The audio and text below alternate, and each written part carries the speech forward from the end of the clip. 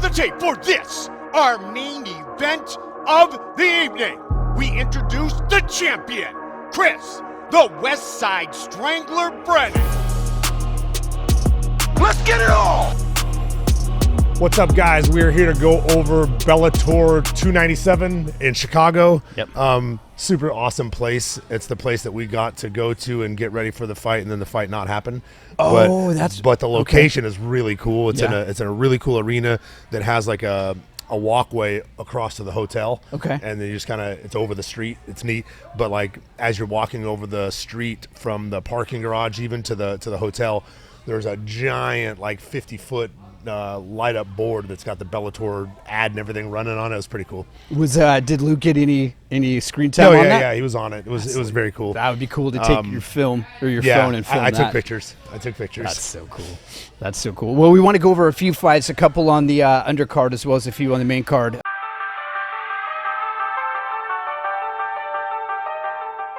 The first one you wanted to go over is Archie Colgan and Emmanuel Sanchez. Yeah. So I don't know. Archie Colgan fights at 155. Emmanuel Sanchez fights at 145, but Okay. I heard he also fights at 55. I'm assuming it's at 155. It's listed as a lightweight fight on SureDog for what it's worth. I didn't think he could make 145 after looking at him. We've been in the same corner as him a few times now. Super nice guy. Wrestled at Wyoming. He is 7-0 now. Yep. And he just won on our last card in California against a guy, and they had those like super bad blood at the weigh-in, and then before the fight, and then he knocked him out, and then the guy got up complaining that it was a bad stoppage. Okay. I thought he could have taken a few more, but it wasn't the direction wasn't going to change the fight. Yeah. he Was that put it on him. Justin Montalvo? Yeah. Is that okay? Yeah.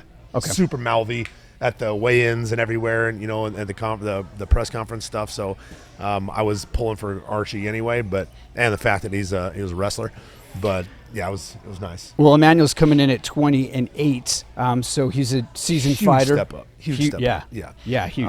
Emmanuel Sanchez, he's a 45er normally. He's someone that's ranked in our weight class. I believe he's still ranked, but tough guy. Fought the best of the best guys in the division. Big step up for Archie. Depends on how he wants to fight him. If he wants to wrestle him, I think he beats him hands down. If he strikes with him, I still think he can beat him. Okay. I think he wins the fight for sure. I just think he'll dominate if he wrestles him, if he takes him down, beats him up. But we'll see. Sanchez is coming off. He's on a 4-fight skid right now. Yeah. Decent names. Obviously, he's got Pitbull on here, Mads Burnell, Jeremy Kennedy, and Yancy Medeiros. Right. So, decent names, obviously. Daniel Weichel, Taiwan Claxton, Georgie Karkari, Pitbull again, Sam Cecilia, Daniel Strauss. Like, he's fought the guys. Weichel again, Daniel Pineda, who's in the UFC now. Is this like a poor man's cowboy? Henry Corrales, Pat Curran. Yeah, like he's fought everybody. And that's just in Bellator. Right. He's a stud, man. He's a great fighter, and he's a dog. Like, he's not going to be out of the fight, And coming on a 4-fight skid and still in Bellator, 100% his job is on the line. Absolutely. This is they gave him a young up and comer. That's kind of it's a big risk for Sanchez, but it's also probably the only fight that keeps him in Bellator at the moment.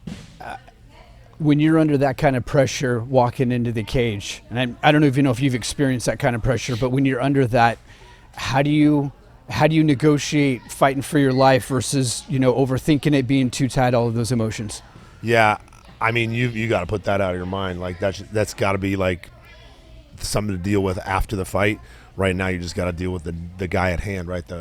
Your opponent, and I think that if you start to worry about that, you're gonna, make mistakes and whatnot. It's just, honestly, I think once you are in the back and walk into the cage, I know you've never experienced it, but there's not a whole lot of other things you can think about at the time besides what you've got going on right now. Yeah. And so maybe looking for the garbage can on the way there. Yes. If you're feeling a little pukey. Yeah. But yeah, it's very if you've got girl problems, if you've got money problems, if you've got like none of that, it just all fades away. Yeah, you're literally getting in a cage with a guy. They're about to close the door, and it's just you and him. So he's been training for most of his life, specifically the last 8 to 12 weeks for sure, you. For sure. And so it's. I'm sure today he's thinking about it. I need to win for that reason. But once that walkout starts, that's all gone.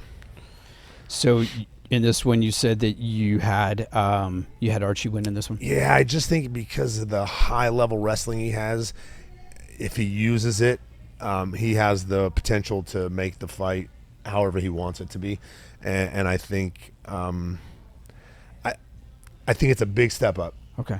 For him, but I also think he's going to pull it off. Does Emmanuel Sanchez have the skill set to keep it on the feet to give himself a better chance? No. Even if he wrestled a little bit, Archie Colgan's a high-level wrestler. Wrestled at the University of Wyoming, Division I. He's very good, and no, he doesn't.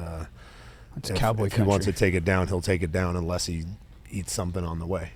What was it that somebody was saying about Bryce Hay Bale Strong? I think it was Matt Hughes, Bryce Mitchell, those guys are Hay Bale Strong. And I'm assuming this guy wrestling at Wyoming is probably going to fit that same bill. Yeah, I imagine it is. That's awesome. All right, going with Archie.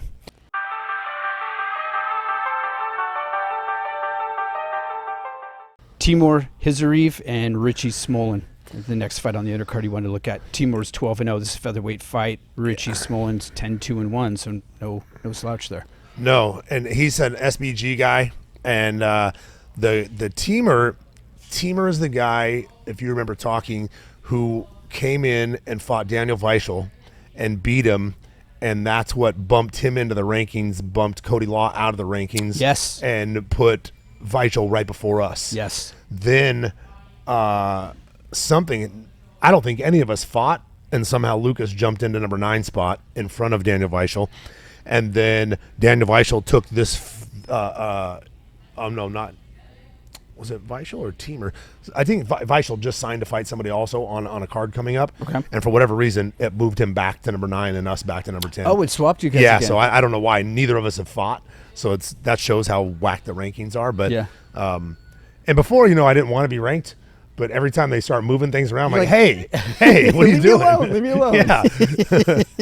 Now that where we're at, you might as well. Yeah. You might as well now we're going to defend it, right? You're already there. Yeah. So Teamer fought Daniel Weichel. He was winning on the feet, the majority of the fight. In the third round, Weichel took him down, was all over him, and Teamer was in trouble in subs, and then boom, they got back to the feet, and it was like, oh, well, there's his avenue to win. And Weichel never tried to take him down again and ended up losing the decision. Richie Smullen fought on that Dublin card. He's one of the guys that we said we would like to fight when I sent some names of guys we'd like to fight. Yeah. Real good jiu-jitsu, real good. Not great wrestling. So striking, but he's a John Kavanagh, I'd imagine, black belt, and he's 9-2-1 now. He was 10-2-1. He was 9-2-1 when we watched him.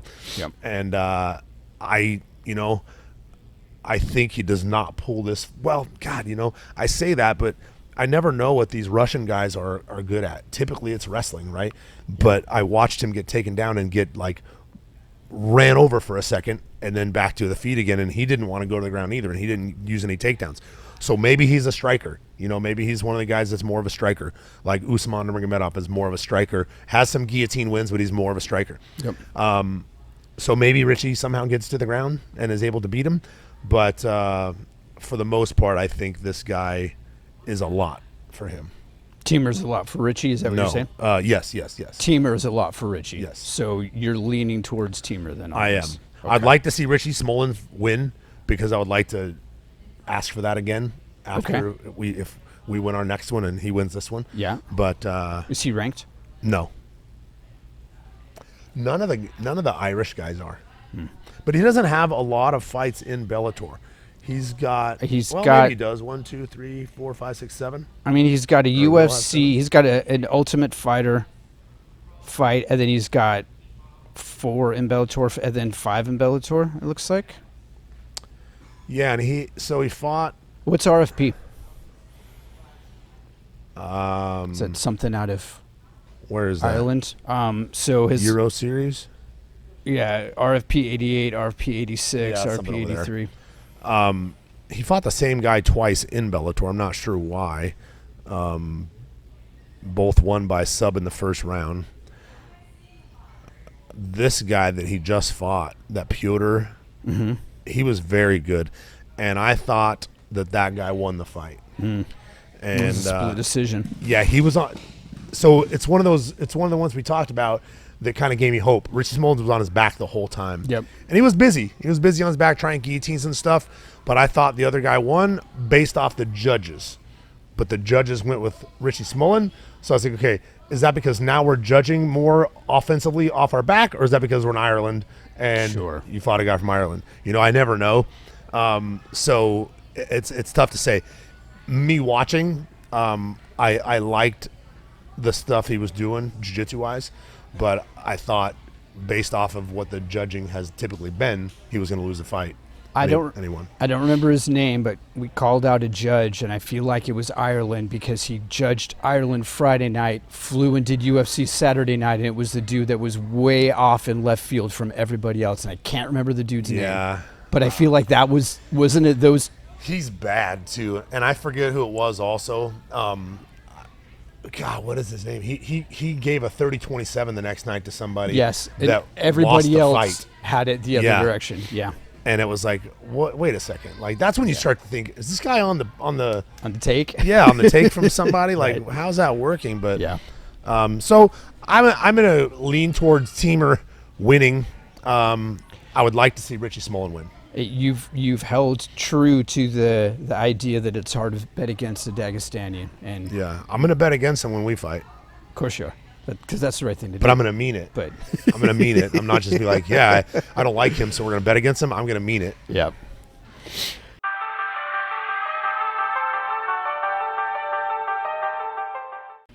Next fight on the undercard, the last fight on the undercard that we're going to look at is Cody Law and Edwin Chavez. Yes.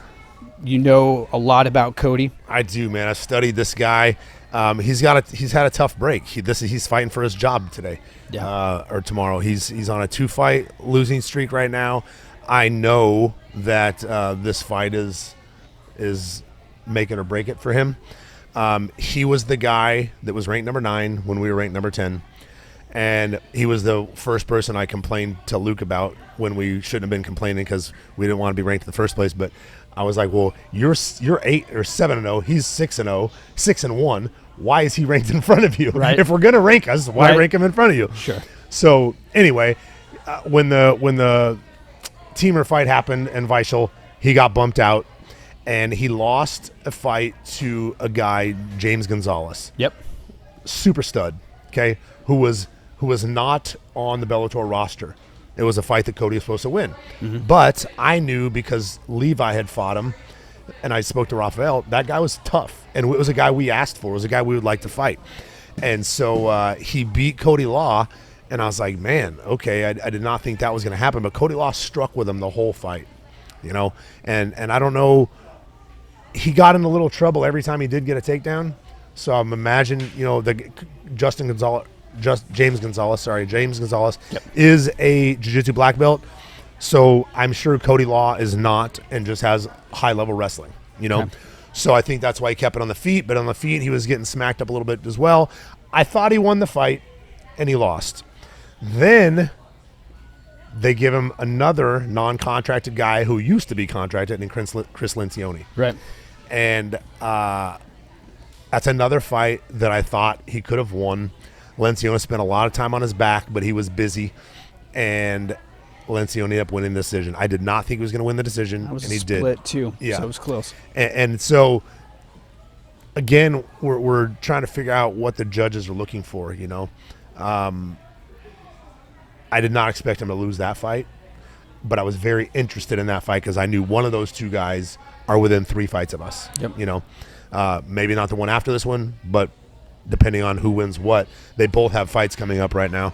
Depending on who wins what, we'll see. We'll get to that fight, in a couple weeks. But Chris Lencioni is now fighting James Gallagher from Ireland, who was going to come here, and him and Lucas were great training partners at Glory. and he was going to come here, and he was a 35er, and then moved to 45. And I was like, nope, sorry. I'm sorry. Yeah. And I spoke to Bellator, and I was like, hey, because he said that, no, we'll be like, what was it? In the UFC, they're teammates. Covington and... Not Covington. Was it Covington and Masvidal teammates? Well, yeah, but they wanted to fight each other. Right. The light or the featherweight. Sterling and I don't know what, Marab. They're friends. They train at the same gym, and they're number 1 and number 2.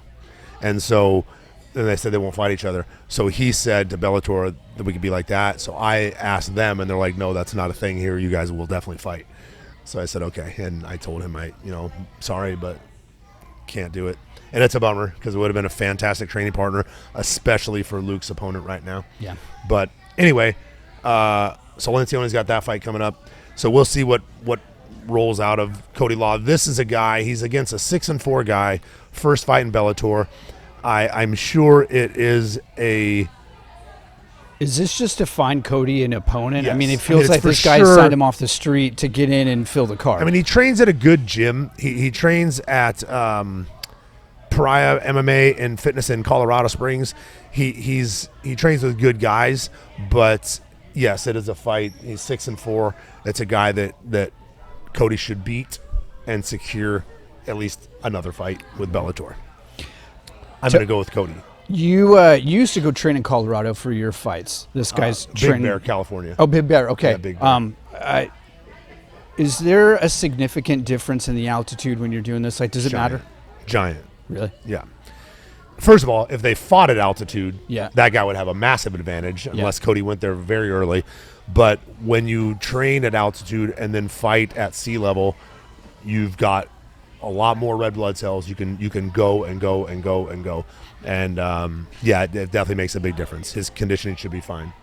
But that's why you see people on the sidelines when they play football in Denver and stuff wearing oxygen, getting some oxygen in their lungs. Yeah. But you are good with Cody here. Yeah, for sure. He's going to be fighting for his life in there. I think he probably makes it look easy. And he's got the skill set to do it. Yeah, he does. He's a stud.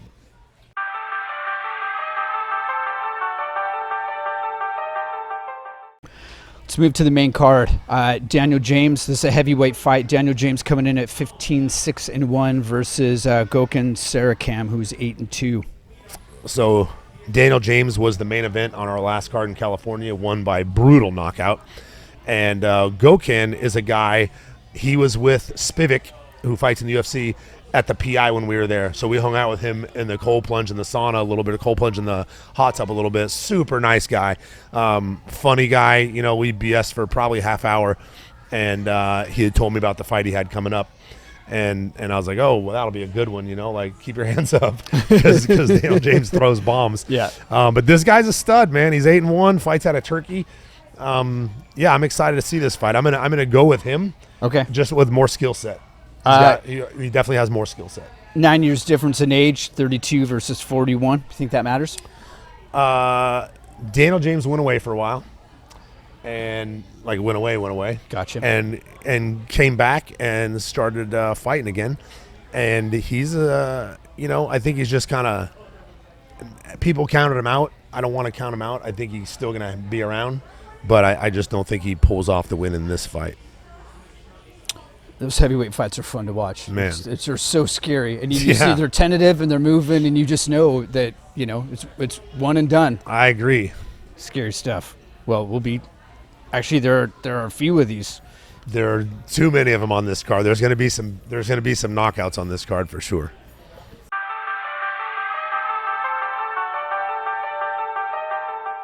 Corey Anderson, Phil Davis. These two guys are veterans, light heavyweights. Corey Anderson coming in 16-6. Phil Davis at 24-6.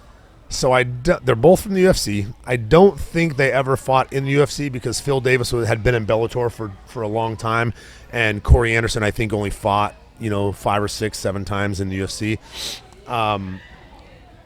I believe Corey Anderson wins this fight. I like Phil Davis a lot. His wrestling is unreal. He's got very good wrestling, but I feel like Corey Anderson is he's been on the rise, even though he just lost to Vadim Nemkov. That's who he lost to, right, in the tournament. Yeah, and they fought That twice. rematch? The first time was the Headbutt. inadvertent head strike, and Yeah. it was interesting because if I remember right, wasn't Corey winning that fight? He was. Handily. He was. Had the head strike. He was on top of him. His arm slipped, and he came down on him, if I remember right. Yes. And then he went back the next time, and Vadim Nemkov ran him over. Yeah, he went to ATT, I believe, and wrestled and wrestled and wrestled, and then he came back and stopped every one of Corey Anderson's takedowns. Yes. And was landing on. He kind of handled him. It was more of a one-sided fight, and it was like, whoa, that was a huge switch from the first one. Huge switch. Yeah. Now Phil Davis. So Corey's last two fights, you got a no contest and a loss to Nemkov. Right. Phil Davis is coming in. He's on a 2-fight win streak. Interestingly, Is he? Who? So he lost in the tournament, and then I think he beat YOEL after that. correct. And then Julius Angelikas. Oh yeah. Yeah, man. This is an exciting fight. It's either going to be really exciting or boring, but I don't think Corey Anderson's going to put on a boring fight. I think he's going to go after Phil Davis. If he can stop the takedowns, it's going to be a very interesting fight. Because of the way Phil Davis is built, I'm shocked that Corey Anderson's taller than he is. Phil Davis seems so long and lanky, and his torso, like his legs, his butt is like in the middle of his back. He has it's like the crazy athlete body, and his waist goes like up, and then lats instead of like lats from the hips. Yeah. He has a real high back, but super athletic. So, and he's landed some one-arm Kimuras. He's pretty talented. Okay. Pretty solid grappling. KOs and strength. submissions seem to be the finish of choice for both of these fighters. You don't see too much in the way of submissions. Corey Anderson actually has none, and I'll go back and look, but I don't think Phil Davis had. Corey Anderson, if you remember, he's the one got that 5 left the submissions. UFC at ranked number 4 and switched. It was pretty. Making a statement on the way out. Yeah, it was a big statement. Yeah. So, who'd you say you were going with on this one? Did I? I don't know. Let's go with Corey Anderson. I just feel like even though he lost that one to Nemkov also beat Phil Davis, I'm pretty positive, in the tournament. I think that Corey Anderson was more of a rise at the moment than Phil Davis. Can you see how old they are anywhere? Yeah, I can. Hold on just one second. I had them up too. Phil Davis is 38, and Corey Anderson is 33. Okay. So that's what I thought. Phil Davis is a little bit older, getting to that point where Yeah. age starts to matter. yeah. Maybe not, That's but when it they could start talking about maybe I'll fight till I'm 40. Right. I'm gonna go with Corey Anderson. Cool.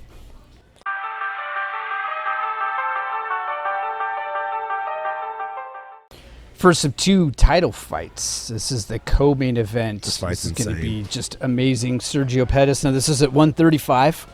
Sergio Pettis, the current belt holder, versus PITBULL coming down. PATRICIO PITBULL coming down from 45 And 55. and 55 to fight at 35 to be a 3-division champ. Never been done before. Nope. We had somebody going after it a couple months ago in UFC. There was a guy that was going to be a 3-division champ if he'd won it, if I remember right. Volkanovski? No. Crap. I don't remember. That's all right. I think, for one thing, I never give Sergio Pettis enough credit. He's very good. He was getting handled by Horiguchi until the last minute of the fight. He landed a spinning elbow. I think it was last minute. PITBULL, if the weight cut doesn't kill him to make it, and he's able to, he weighed in today, so he had to make weight. I didn't follow it to see, but I'm sure he did, or I would have seen a lot of things saying he didn't. Right. But if he rehydrates and is back to normal, I think Sergio Pettis is in for a world of hurt with the power.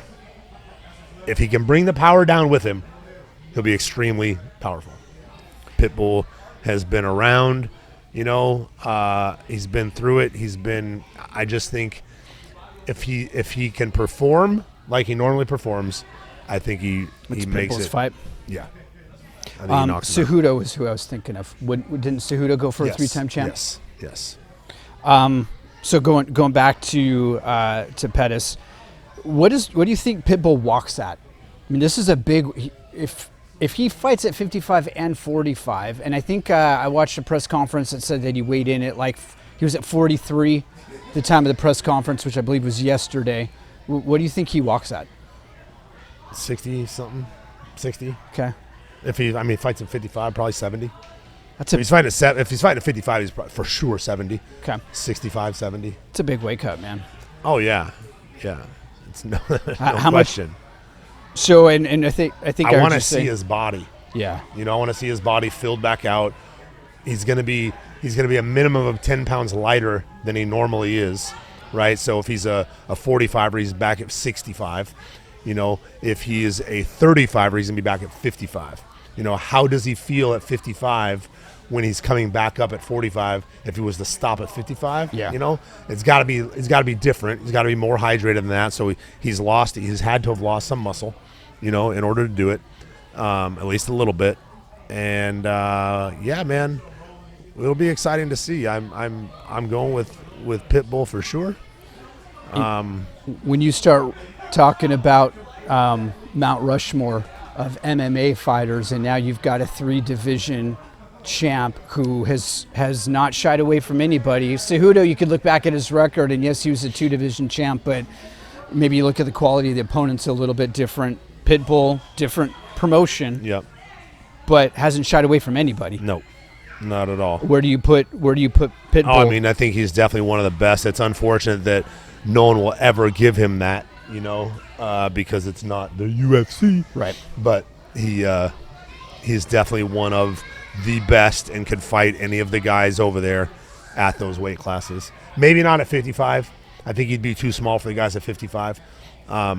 But at 45 and 35, yes. But how cool do you see Pitbull against Volkanovski? Oh, man. Any of those guys. Any of those guys would be fantastic. Such a great fight. Okay, so you're picking Pitbull. Yep.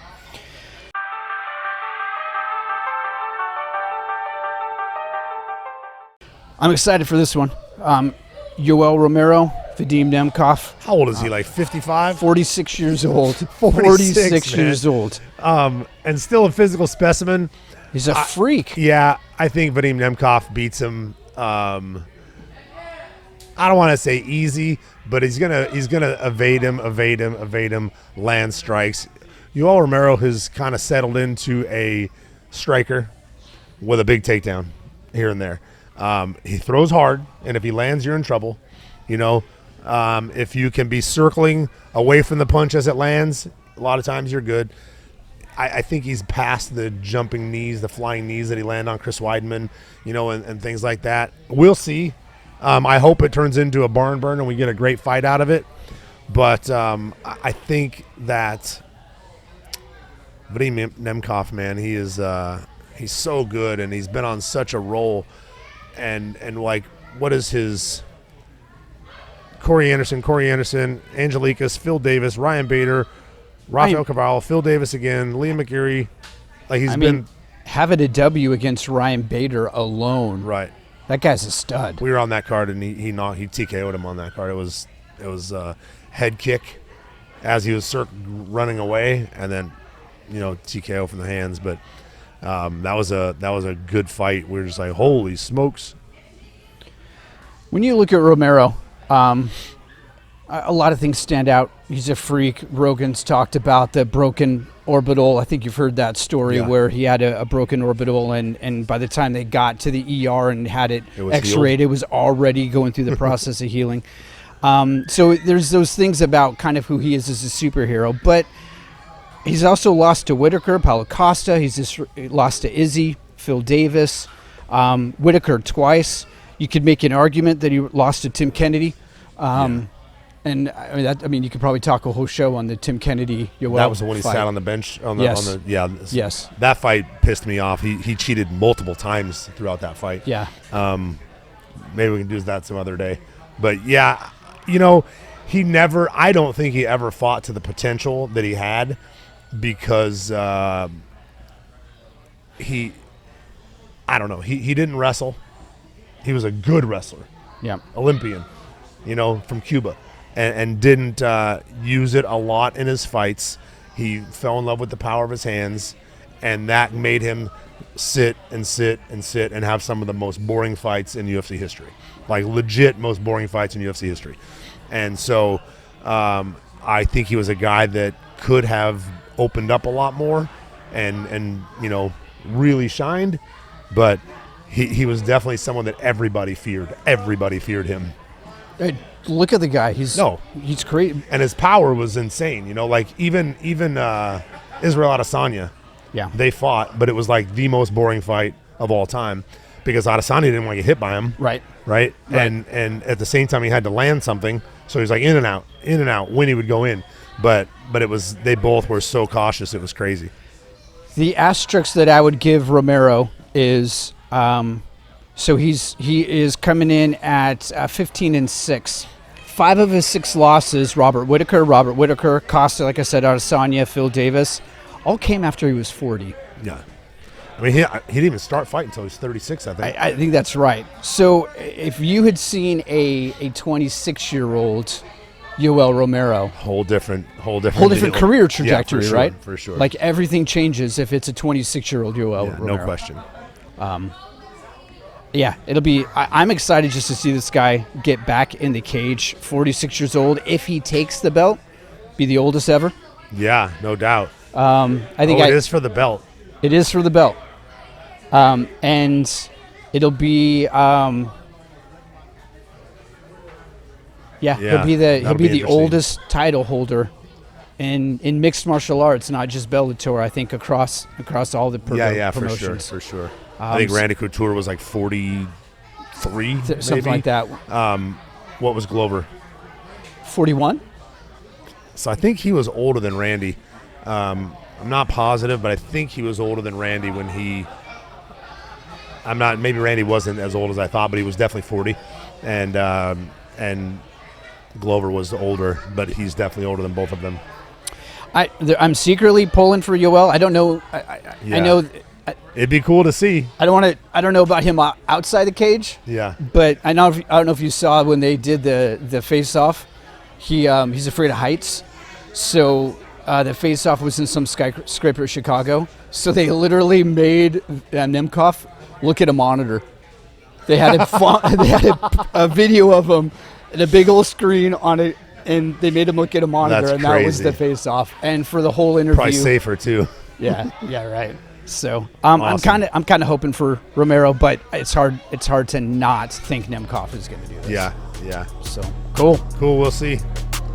Good. Yeah. All right, guys. Thank you very much. See you next week for the recap.